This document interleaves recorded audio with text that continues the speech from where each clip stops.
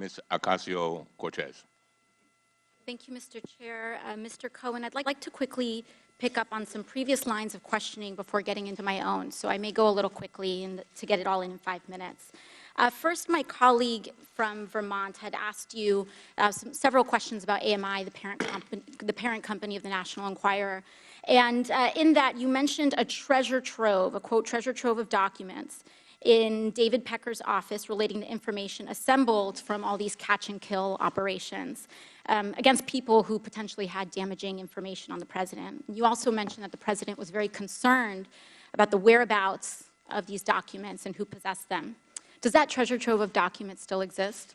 I don't know. I had asked David Pecker for them. So you would say the person who knows the whereabouts of these documents would be David Pecker? David Pecker, Barry Levine, or Dylan Howard. Okay, thank you. Secondly, I want to ask a little bit about your conversation with my colleague from Missouri about asset inflation. To your knowledge, did the president ever provide inflated assets to an insurance company? Yes. Who else knows the president did this? Alan Weisselberg, Ron Lieberman, and Matthew Calamari. And where would the committee find more information on this? Do you think we need to review his financial statements and his tax returns in order to compare them? Yes, and you'd find it at the Trump org. Thank you very much. The last thing here, the Trump Golf Organization currently has a golf course in my home borough of the Bronx, Trump Links. I drive past it every day, going between the Bronx and Queens. In fact, the Washington Post reported on the Trump Links Bronx course in an article entitled, "Taxpayers Built This New York Golf Course and Trump Reaps the Rewards."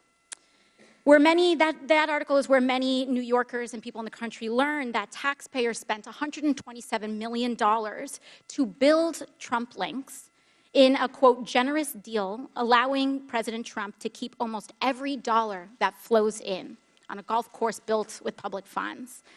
And this doesn't seem to be the only time the president has benefited at the expense of the public. Mr. Cohen, I want to ask you about your assertion that the president may have improperly devalued his assets to avoid paying taxes.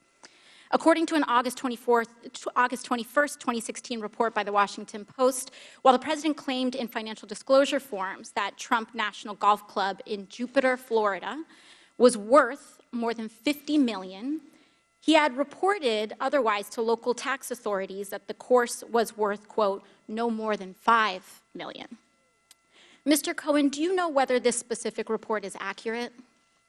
It's identical to what he did at Trump National Golf Club at Briarcliff Manor. Do you know, to your knowledge, was the president interested in reducing his local real estate bills, tax bills? Yes. And how did he do that?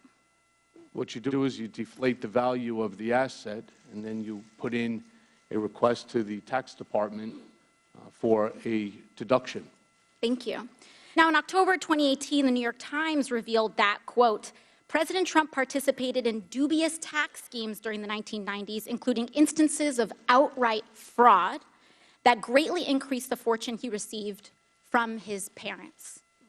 It further stated from Mr. Trump, quote, he also helped formulate a strategy to undervalue his parents' real estate holdings by hundreds of millions of dollars on tax returns, sharply reducing his tax bill when those properties were transferred to him and his siblings.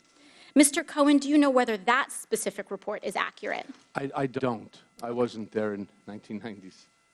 Who would know the answer to those questions? Alan Weisselberg. And would it help for the committee to obtain federal and state tax returns from the president and his company to address that discrepancy? I believe so. Thank you very much. I yield the rest of my time to the chair.